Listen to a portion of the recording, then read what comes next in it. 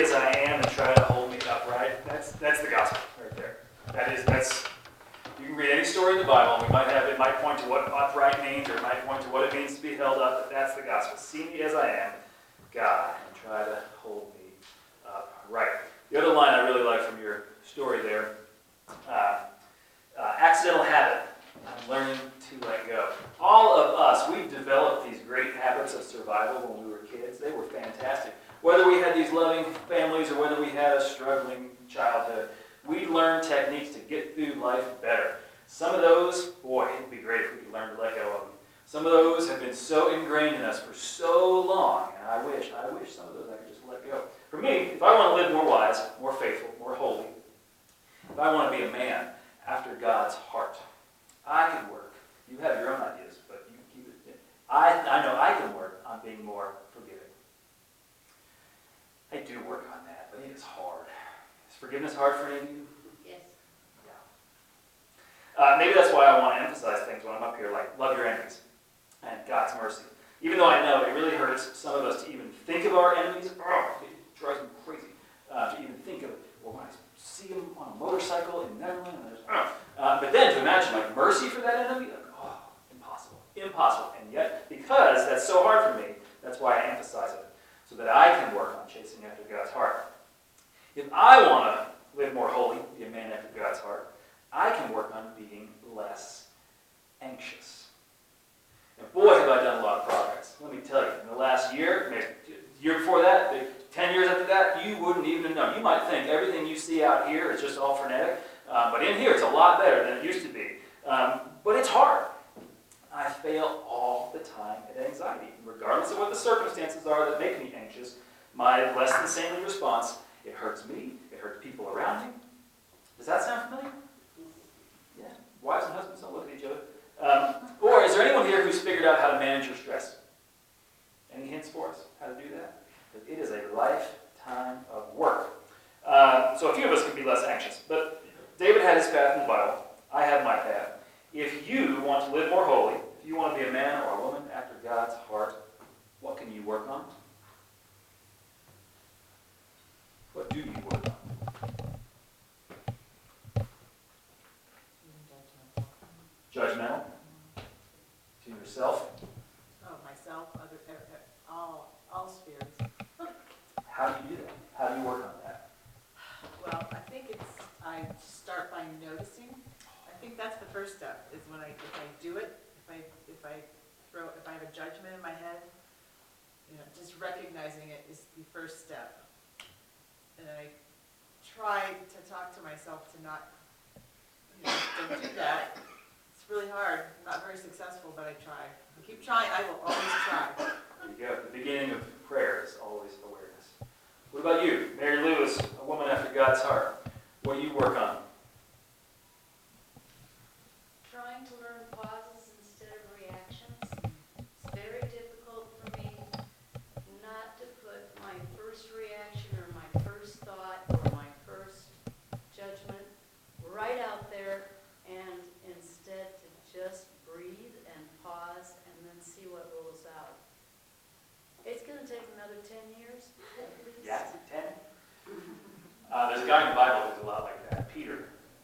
All through what we know of in the Bible is always saying the first thing that comes to his mind, and it's almost never the right thing.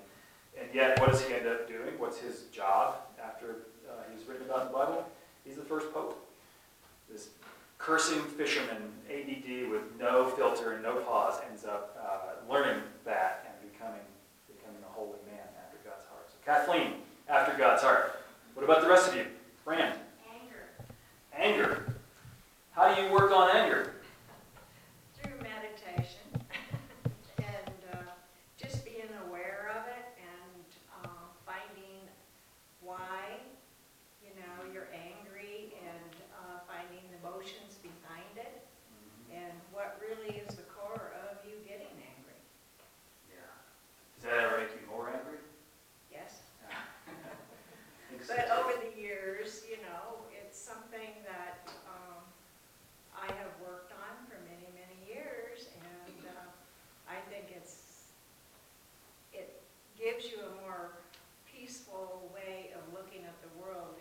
see it through anger.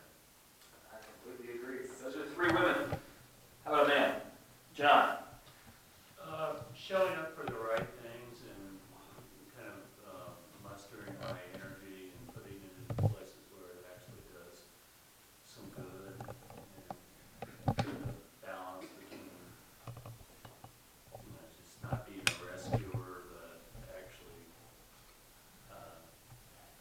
doing things that help out, and at the same time not getting overwhelmed or taking care of myself. What a balance. What a balance. I don't know how to do that.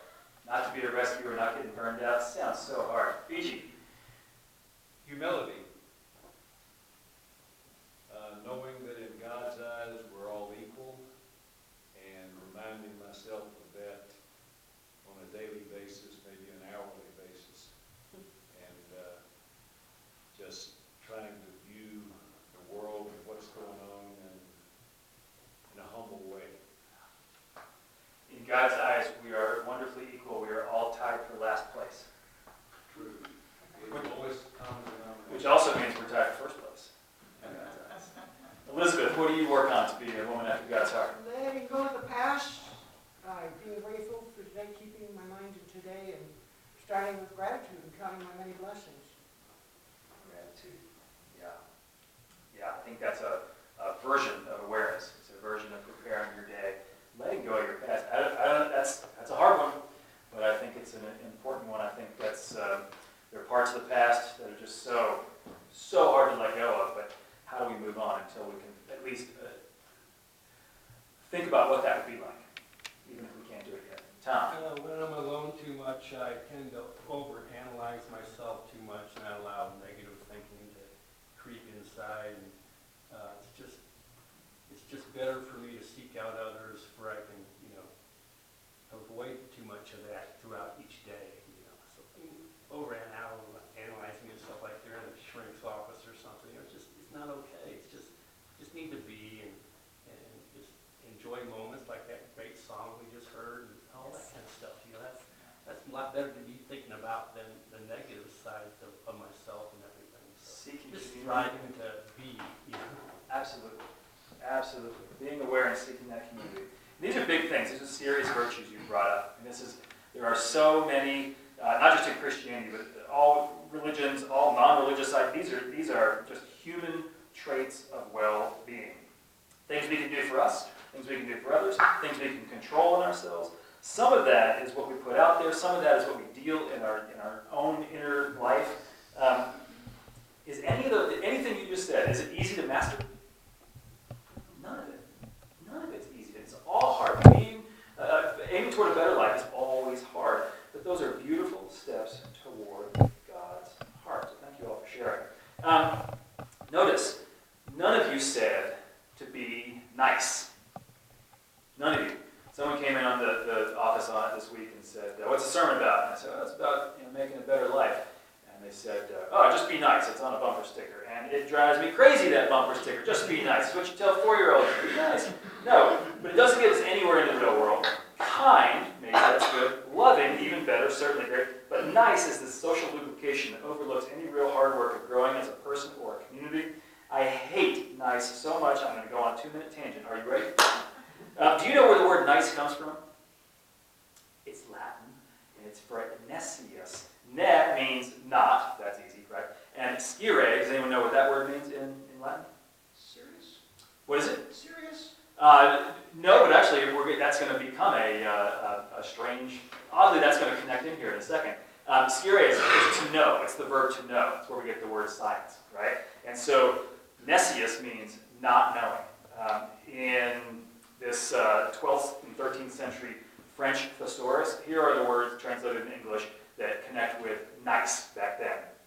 Foolish, frivolous, senseless, careless, clumsy, weak, poor, needy, simple, stupid, silly, ignorant, unaware. Anyone want to be nice now? None of those are on our list of what we want, how to grow better. Kind, by the way, comes from to treat like family, like kin. And loving is such an old word. It has stuck together so well. Love is Before there's any written language, it's the same root, love. It's so basic. But the word nice has worked its way from Latin to French and English. A dictionary in 1926 said that nice means, and I quote, vague and mild agreeableness. Boy, is that the way to God's heart. Vague and mild. Now, I think it happened like that because being vague and agreeable is empty and foolish and frivolous and senseless and all those other things.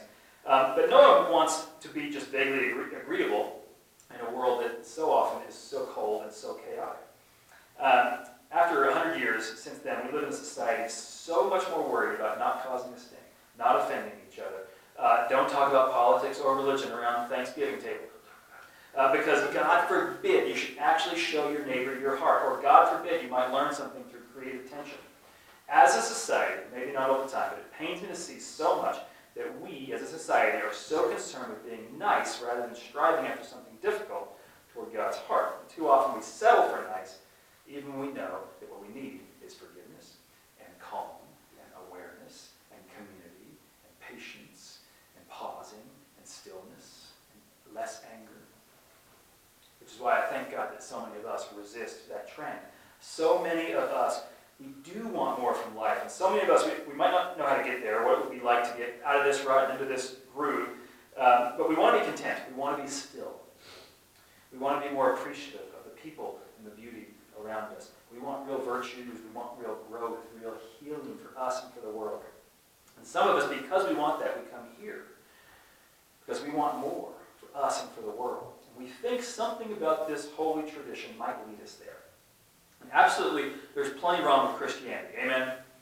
I mean, you look at the news all the time, just gross stuff on there. And there's plenty wrong in this congregation, right? Yeah. And none of you would ever agree with everything this pastor says, right? I thought that was going to be loud. I was kind of hoping. Yeah. But even through that, through all that mess, so many of us are drawn to places like this because it feels like something can change. It feels like something matters. It feels like we're not alone. It feels like, even though there are times when, there's times when I just need to sit in the forest. That's the right place for me at that time. And of course there are times when I feel God's closest touch when I'm listening to beautiful music. And of course there's times when a book or a therapist or a friend, they build up my strength and my hope. And so many people still, they come to places like this because there's an expectation God might show up. You might run across, I do this all the time, I'm on the Facebook and I see something that Amy posts from the counseling center next door, and it's this beautiful spiritual moment right there, but Facebook isn't made for beautiful spiritual moments, is it?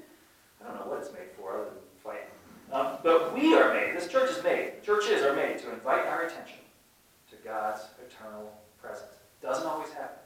We don't always get it right, but in a world that is so often too lonely and too void of meaning and blind to purpose, here we can come because we're trying to bump into God through our neighbors by values that fill us up in directions that serve the world.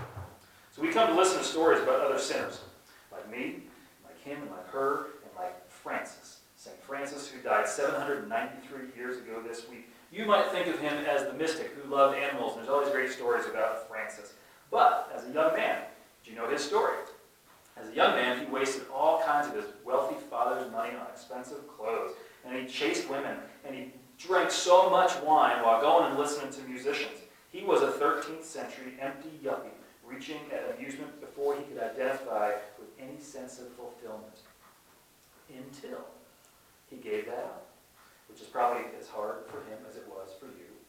He started down a path of holy virtues, which you know is even harder, and that eventually led from sinner to saint. Francis, maybe you won't reach sainthood, maybe that's not your goal, but something in that direction of better. What could you reach after? What could you give up? How could you align your soul to be aligned with the heartbeat of the world? Or some of you are here to gain inspiration from sinners like me, and you, and David. If you were here last week, you know about his major mistakes, hard to forgive.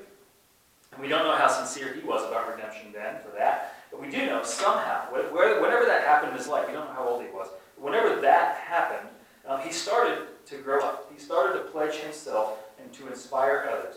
He would write poems about, if I want to live more holy, I need to work on Thanksgiving, which is a version of gratitude.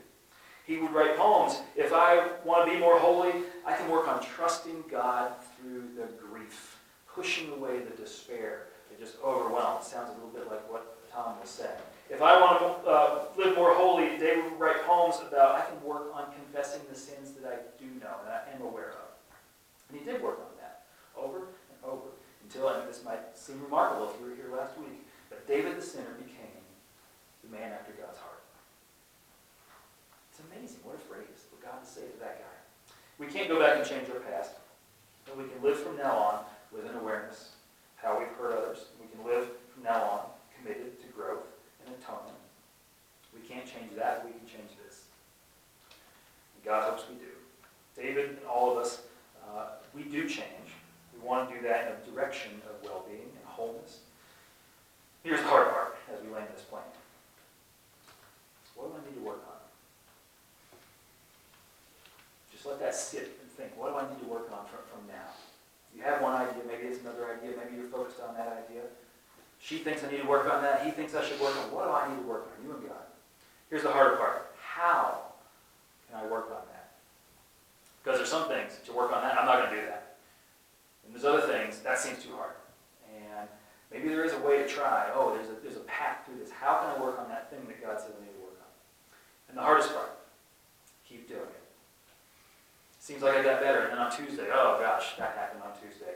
I crept up again. So maybe I need to keep trying that, or maybe I'm ready for something new, or maybe I've uncovered some deeper issue underlying that I need to work on even more, etc., etc., etc. Never alone.